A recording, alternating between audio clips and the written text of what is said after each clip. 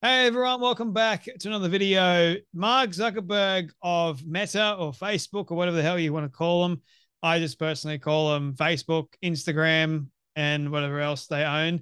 But nevertheless, Mark Zuckerberg has come out with a breaking news letter. This is crazy, people, because Mark Zuckerberg is admitting that he is sick of the Democrats. Yes, the woke Mark Zuckerberg of sorts, but you know what? You can give a chance to individuals that wake up and realize that the Democrat Party is not what the Democrat Party used to be. They're incredibly woke and they're crazy. But Mark Zuckerberg has released this letter and it's going crazy at the moment over on Twitter, and for damn good reason, because Mark admitted that he was working for the Biden administration, and the Biden administration asked Mark to censor American citizens on Facebook and other meta platforms. What does that tell you, people? Welcome to the land of freedom of speech. Like your First Amendment right, you're able to say what you want to say. No, you can't do that nowadays, because if the government says that you shouldn't say it or we don't want you to say it, then we're going to demand that social media companies actually censor you. Yeah. So much for freedom of speech in a republic that is also somewhat of a democracy too. But hey, we're supposed to protect the likes of freedom of speech, are we not, Mark Zuckerberg? But nevertheless, I don't want to be too critical of Mark, because this wouldn't have been an easy letter to write or release. You're playing with fire. But is it any wonder at the moment that like a letter like this is coming out and it's doing the major rounds? Yeah. So we're going to read it today, and then I'll make a couple of comments along the way. So the Honourable Jim Jordan, Chairman, Committee of the Judiciary, United States House of Representatives. This comes from Meta. Number one, hack away. What a fantastic address to have. Number one, hack away. Chairman Jordan, I appreciate the committee's interest in content moderation on online platforms. I personally don't want this content moderation. Like, they're forgetting we're all adults here. As you are aware, Meta has produced thousands of documents as part of your investigation and made a dozen employees available for transcribed interviews. Further to our cooperation with your investigation, I welcome the opportunity to share what I've taken away from this process. There's a lot of talk right now around how the US government interacts with companies like Meta, and I want to be clear about our position. Our platforms are for everyone. We're about promoting free speech and helping people connect in a safe and secure way. Well, you could have fooled me. As part of this, we regularly hear from governments around the world and others with various concerns around public discourse and public safety. In 2021, senior officials from the Biden administration, including the White House, repeatedly pressured our teams for months to censor certain COVID-19 content, including humor and satire, and expressed a lot of frustration with our teams when we didn't agree. So how about that? You get in the Biden administration down your necks, breathing quite heavily and saying, Mark and your team, you need to censor these people. And if you don't, all hell's going to break loose on you. How about that for government control? I don't think that would have happened under Trump, but it certainly did happen under Biden. Yeah, the party of inclusivity and peace and welcoming freedom of speech and trying to protect democracy. That doesn't look like protecting democracy to me, does it? No. I believe the government pressure was wrong. That's a huge admission there, Mark. Well done. And I regret that we were not more outspoken about it. Now, you don't go and say something like this unless you're done with a party or you're fed up with the Biden administration that you want to go on a rampage to say certain things about it, or you're harboring a significant amount of guilt and shame over something like this, and you just want to make reparations in a matter of speaking.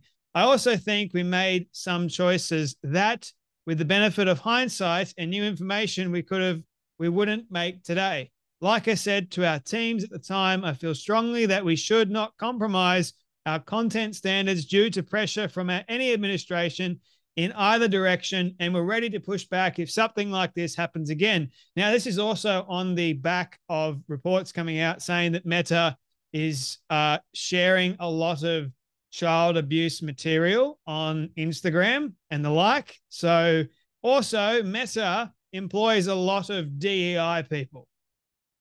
Does not surprise me at all. So whether or not this is from that or there's a whistleblower coming out that's going to break major news, like, and you want to get ahead of it, nevertheless, I think this is still a positive thing, okay? In a separate situation, the FBI warned us about a potential Russian disinformation operation about the Biden family and Burisma in the lead up to the 2020 election. Oh, this is big, man. This is real big.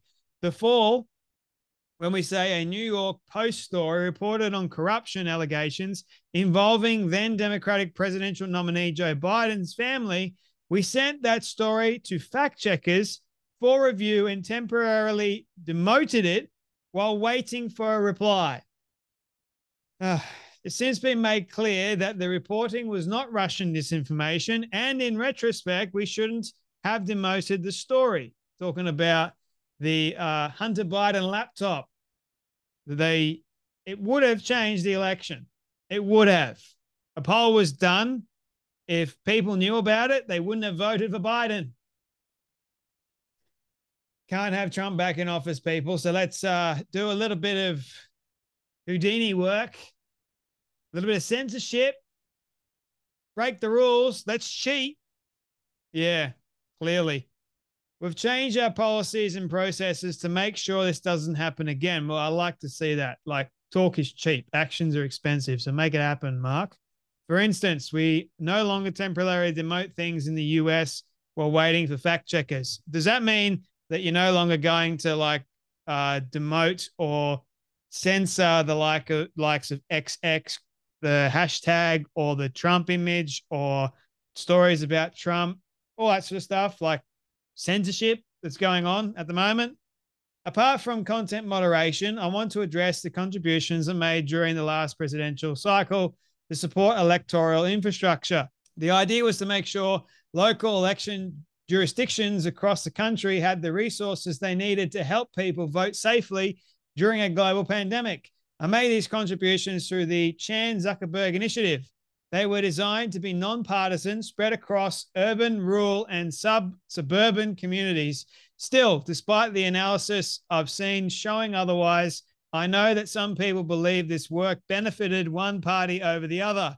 My goal is to be neutral and not play a role one way or another, or to even appear to be playing a role. So I don't plan on making a similar contribution this cycle. Respectfully, Mark Zuckerberg.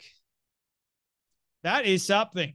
That is one hell of a letter. And I can understand why something like this would go viral and would spread like wildfire, because you've got the CEO of several major social media platforms coming out and admitting things that he should have admitted and should never have done to begin with, but nevertheless, he's admitting to them now, and he's trying to work towards fixing them.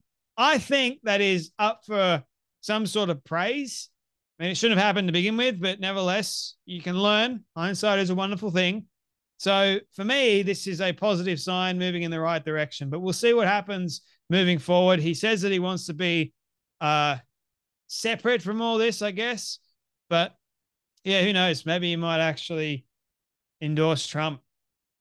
I don't know.